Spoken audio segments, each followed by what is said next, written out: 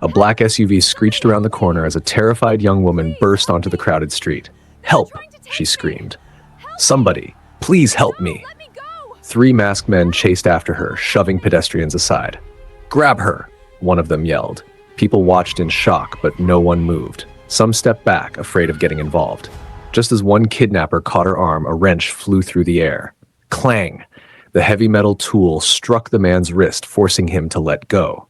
"Who did that?" another kidnapper shouted. A young mechanic in grease-stained overalls stepped out from beneath a broken pickup truck parked beside a roadside garage. His hands were covered in engine oil. His face was smeared with dirt. But there wasn't a trace of fear in his eyes. "Leave her alone," Noah Bennett said quietly. The kidnappers laughed. "And who are you supposed to be?" one sneered. "The idiot who's about to get himself killed." Noah glanced behind them. Their getaway van was still running. Its engine made an uneven sound. His sharp ears picked up the problem immediately. Loose timing belt, bad idle. One hard push would kill the engine. He smiled to himself. The leader rushed at him. Noah dodged the punch and shoved the man straight into the open bonnet of the pickup truck. Bang! Another kidnapper swung a metal pipe. Noah ducked. The pipe smashed against the truck instead. "Run!" Noah shouted to the frightened girl. She hesitated. "What about you?" "I said run!" She sprinted toward the market while Noah kicked a toolbox across the ground. Sockets, bolts, and spanners scattered everywhere. Two kidnappers slipped and crashed onto the pavement. The third reached the van. "Move! Move!" Noah grabbed a long steel bar lying beside the garage. With perfect timing, he rammed it beneath the spinning rear tire. Crack! The tire burst. The driver slammed on the accelerator. Smoke poured from the engine. The damaged timing belt finally snapped. The van jerked violently before dying in the middle of the road. "What did you do?" the driver shouted. "I fixed your escape," Noah replied. Sirens echoed through the streets. The kidnappers looked at one another. "Police? Forget the girl." They scattered in different directions. Within seconds, officers flooded the area. The young woman turned around. The brave mechanic who had saved her was already gone. Only the greasy wrench remained on the road. The police searched everywhere. No one knew his name. No one knew where he had disappeared to. The rescued woman stood silently, still trembling. Her name was Olivia Kingston, daughter of billionaire businessman Charles Kingston. And she couldn't stop thinking about the poor mechanic who had risked everything for someone he didn't even know. If you're already wondering why Noah disappeared instead of accepting fame or money, make sure you subscribe, like this video, and stay until the end because this story has a twist no one sees coming. A few kilometers away, Noah quietly walked back into the tiny garage where he worked. His boss looked up. "Noah, where have you been?" "Customer's truck stalled." "You missed lunch." "I'm fine." His boss frowned. "You always say that." Noah simply smiled and picked up another wrench. That was who he was. He never talked much, never complained, never expected life to be fair. When work finally ended, he rode his old bicycle home. His house stood at the edge of town. The roof leaked whenever it rained. The paint had long faded away. Inside, his grandmother Margaret stirred a pot of soup. "There you are." She immediately noticed a bruise forming on his cheek. "Noah, I'm okay, Grandma?" "You've been fighting again?" "No." She folded her arms. "You've never been able to lie to me." Noah chuckled. "I just helped someone." Margaret sighed. "You have your father's heart." His smile faded. He barely remembered his father. Daniel Bennett had died when Noah was only 5. Everyone called him a good man. No one ever explained exactly how he died. Margaret had always changed the subject. She served Noah dinner. "I saw the news." Noah looked up. The television showed breaking headlines. "Billionaire's daughter survives kidnapping attempt." Footage replayed the damaged van. The reporter spoke excitedly. "The mysterious young hero disappeared before police could identify him. Mr. Charles Kingston has announced a reward of £1 million for anyone who can identify or locate the man who saved his daughter." Margaret looked at Noah. "You." He nodded quietly. "You should tell them." "No. They deserve to thank you." "I didn't save her for money." Margaret smiled proudly. "You sound exactly like your father." Noah stared at the television. "I just couldn't stand there and watch." Across town, the Kingston mansion buzzed with activity. Security guards filled every hallway. Charles Kingston paced furiously. "How did this happen?" His head of security lowered his eyes. They knew Miss Olivia's route. Charles slammed his fist onto the table. So we have a leak. Olivia entered the room. I'm fine, Dad. No, you're not. I'm alive because of him. Charles stopped pacing. The mechanic? She nodded. I have to find him. We'll give him the reward. Olivia shook her head. I don't think that's what he wants. Charles laughed bitterly. Everyone wants money. No, you don't understand people like I do. You don't understand him. Charles sighed. You barely spoke to him. I saw his eyes. And? He wasn't trying to impress anyone. Charles remained silent. For years, money had taught him one lesson. Nothing was free. Every favor came with a price. Every smile hid an agenda. He wasn't convinced this young mechanic was any different. Meanwhile, Olivia couldn't forget the moment Noah had shouted at her to run while putting himself in danger. No one had ever done something so selfless for her, not because of her surname, not because of her wealth, simply because it was the right thing to do. The next morning, the city exploded with rumors. Dozens of men claimed they were the mysterious hero. One appeared at the Kingston mansion wearing fake mechanic overalls. Another produced an old wrench and insisted it belonged to him. One even hired witnesses to support his story. Charles grew angrier with every lie. They're all frauds. Olivia quietly whispered, the real one isn't coming. And why not?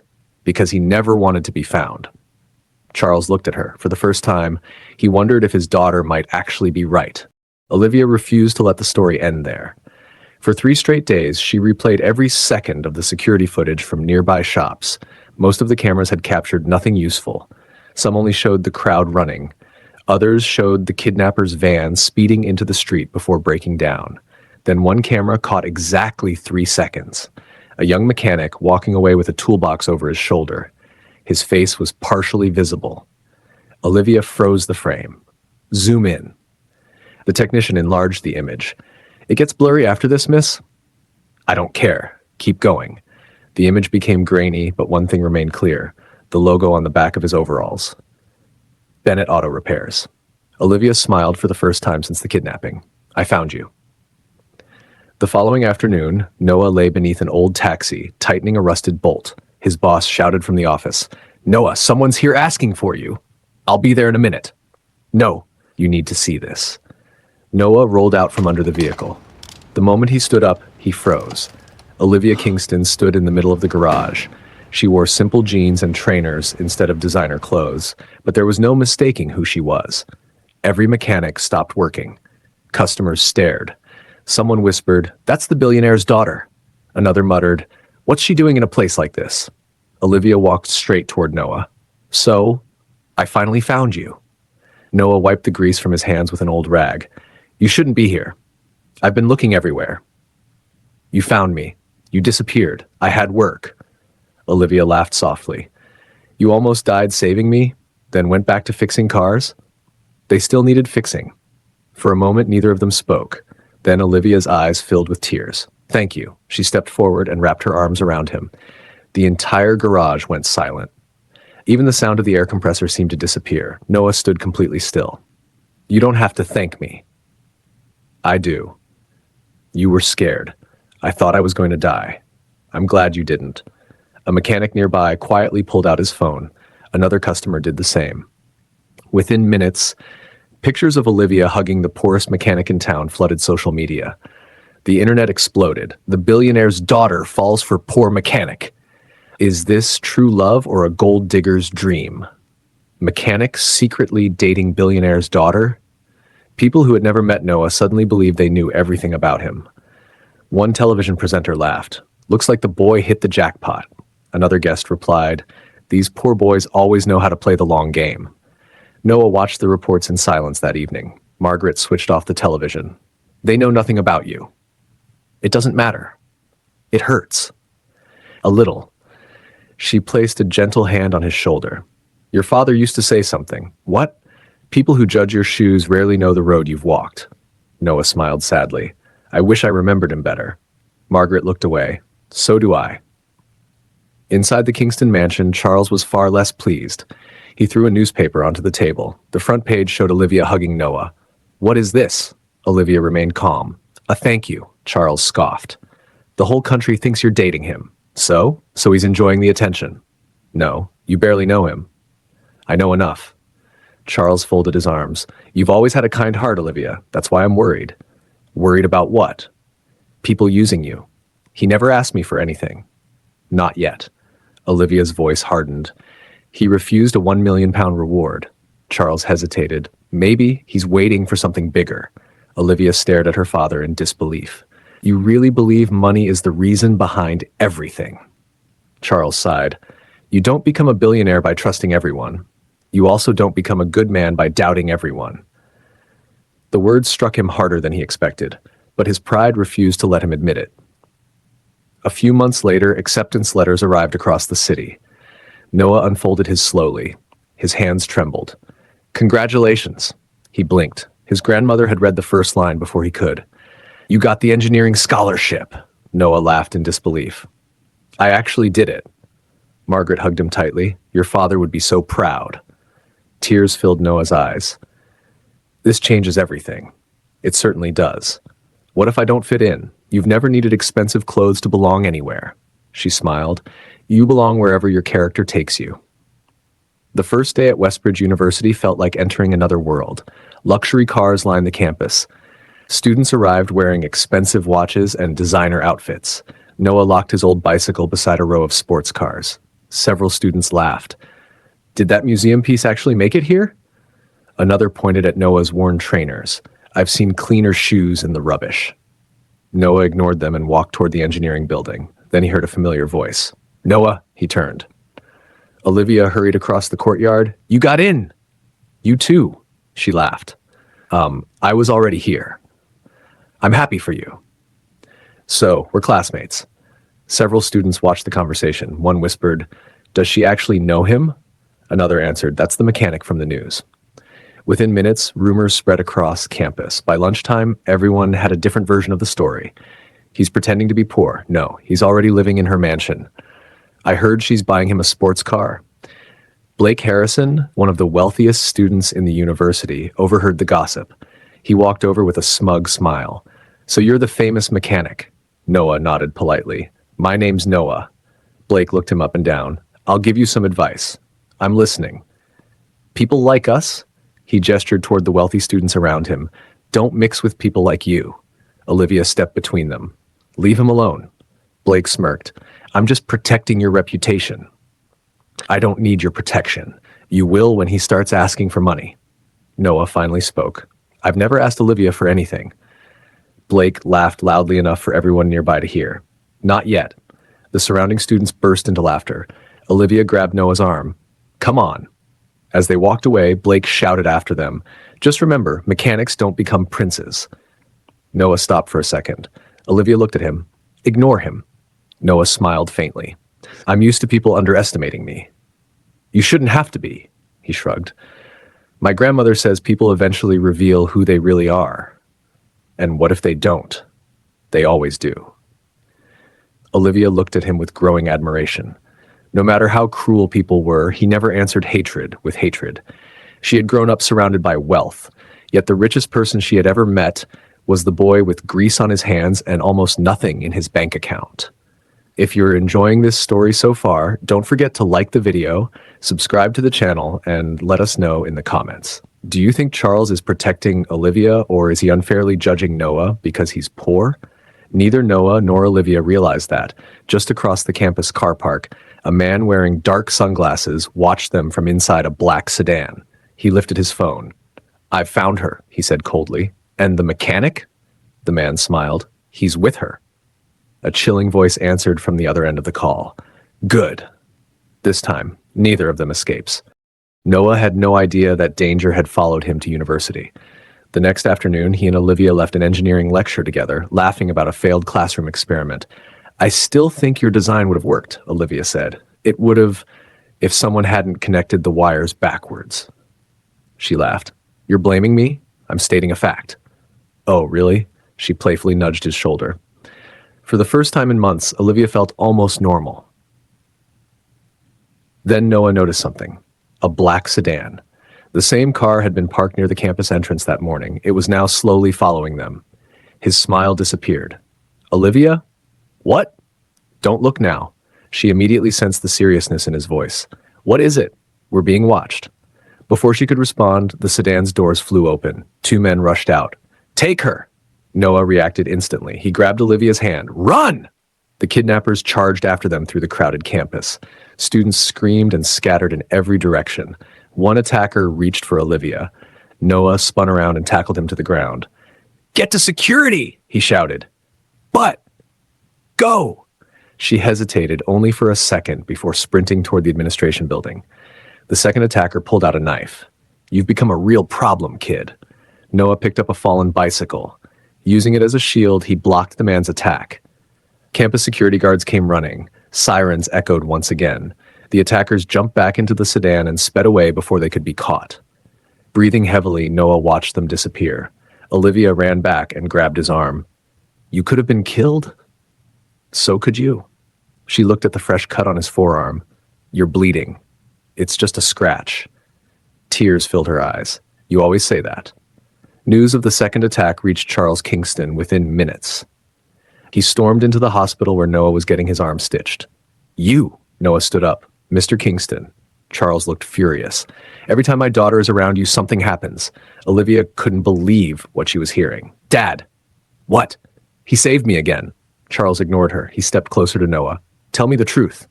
"What truth?" "Who sent you?" Noah frowned. "I don't understand." "How much are they paying you?" Olivia gasped. "Dad, stop," Charles continued. "First you rescue her, then you appear at her university. Now there's another attack. Either you're the unluckiest boy alive, or you're involved." Noah remained calm despite the accusation. "I would never hurt Olivia. You expect me to believe that?" "I don't expect anything from you." The room fell silent. Noah looked Charles directly in the eyes. "I saved your daughter because it was the right thing to do. I'd do it again, even if you never thanked me." Charles scoffed. "Everyone has a price." Noah quietly replied, "My father taught me otherwise." Those words lingered in Charles's mind long after Noah walked away. The police investigation intensified. Detective Marcus Reed discovered that both kidnapping attempts had one thing in common. Someone inside Kingston Industries had leaked Olivia's movements. Emma Collins, Charles's trusted assistant, entered his office carrying several old company files. "We're checking everyone who worked here 20 years ago." Charles sighed. "I never imagined my own company could be hiding traitors." Emma placed a dusty personnel file on his desk. "I also found this." Charles opened it absent-mindedly. Then he froze. Inside was an old newspaper clipping. "Factory explosion claims hero's life. Worker dies, saving business owner." A younger Charles stared back from the faded photograph. Beside him stood another man, covered in soot, smiling. Daniel Bennett. Charles's hands began to shake. "No." Emma looked confused. "Sir, I remember him." His voice cracked. "He pushed me out of the burning building." Charles continued reading. Daniel had gone back inside after hearing another explosion. The roof collapsed. He never came out. Another document slipped from the folder. It was a handwritten note. "If anything happens to me, please make sure my family knows I love them. Don't blame yourself. Just promise me you'll keep helping honest people whenever you can." Signed, Daniel Bennett. Charles slowly lowered the paper. "Bennett." He whispered the name again. "Noah Bennett." His face turned pale. "Noah is Daniel's son." Emma's eyes widened. "My God." Charles remembered the little boy standing beside Daniel during a company family picnic. The same eyes, the same quiet smile. "I've been accusing the son of the man who saved my life." He covered his face. "What have I done?" That evening, Charles drove alone to Margaret Bennett's small house. Margaret opened the door. She recognized him instantly. "Charles Kingston." He lowered his head. "I don't deserve to hear my name spoken kindly." She remained silent. "I came to apologize." "You're 20 years late." Her words cut deep. "I know." Margaret invited him inside. She poured 2 cups of tea. Charles noticed a framed photograph on the wall. Daniel stood with little Noah on his shoulders. They looked so happy. Margaret smiled sadly. They were. Charles's eyes filled with tears. "I searched for you after the accident. We moved. I wanted to help. We didn't know. I failed him." Margaret shook her head. "No, you failed yourself by forgetting the promise you made." Charles couldn't argue. She was right. The following morning, Olivia was kidnapped. This time the criminals succeeded. A video arrived on Charles's phone. Victor Graves removed his mask. "You should have minded your own business years ago." Charles recognized him, former executive, dismissed for corruption. "You destroyed my career." Victor smiled coldly. "Now I'll destroy your family." The call ended. Detective Reed traced the signal to an abandoned factory. Charles insisted on going. So did Noah. "No," Charles said. "It's too dangerous." Noah looked at him. "My father once risked everything to save you." Charles lowered his eyes. "I know. I'm not leaving Olivia." Charles finally nodded. "Then we go together." Inside the abandoned factory, Victor held Olivia at gunpoint. "You finally came." Charles stepped forward. "Let her go." Victor laughed. "I've waited 20 years for this." Suddenly, he pulled the trigger. Bang! Noah shoved Charles aside. The bullet grazed his shoulder instead. "Noah!" Olivia screamed. Detectives stormed into the building from every entrance. Victor tried to escape. Noah ignored his own injury and tackled him before he reached the exit. The two crashed to the concrete floor. Victor reached for the gun again. Noah kicked it away. Detective Reed handcuffed him moments later. "It's over." Victor lowered his head. For the first time, justice had won. A week later, reporters filled the courtyard outside Kingston Industries. Charles stepped onto the stage. Beside him stood Noah, Olivia, Margaret, and Detective Reed. Charles approached the microphone. "There is something the world needs to know." The crowd became silent. "I wrongly judged this young man because he was poor." He turned toward Noah. "I believed money explained everything. I was wrong." His voice trembled. 20 years ago, Noah's father, Daniel Bennett, gave his life to save mine." Gasps spread through the audience. Charles continued, "I never had the chance to repay that debt, but I can honor his legacy." He faced Noah. "I'm sorry. I judged your clothes instead of your character. I judged your bank account instead of your heart. Can you forgive me?" Noah looked at his grandmother. She gave him a gentle nod. He turned back to Charles.